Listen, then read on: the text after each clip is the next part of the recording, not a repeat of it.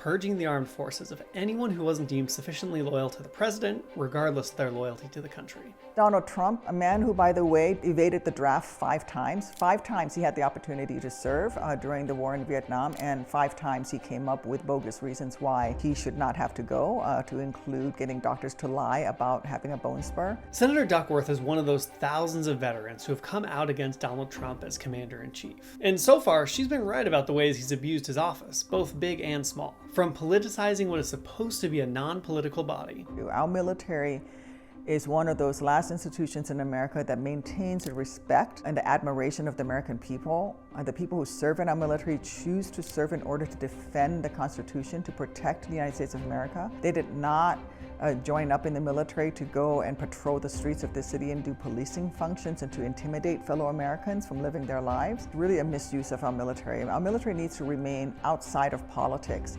And yet you see a Secretary of Defense, you see a president who continue to use our military as little props in their political games. And to me, that is egregious, it's sickening, and it really disrespects the men and women who serve in uniform, who are far better than that. To, like she said, having soldiers patrol the streets of US cities like they're occupied war zones. A stunt that's main accomplishments include intimidating civilians and hurting military families. I served for 23 years. If I were activated to be fighting our nation's enemies overseas, or if I was activated to be helping Illinoisans recover from a flood on the Mississippi or a tornado in central Illinois, that's fine. I would be proud to be doing that. You know, if I'm going to be away from home at Christmas and Thanksgiving, I want it to be because I'm serving my country in a way that my community needs me. Not that I am being marched around our nation's cities to intimidate Americans and to try to prevent Americans from exercising their First Amendment rights. That to me is really what's truly egregious, because these men and women deserve to be home with their families, or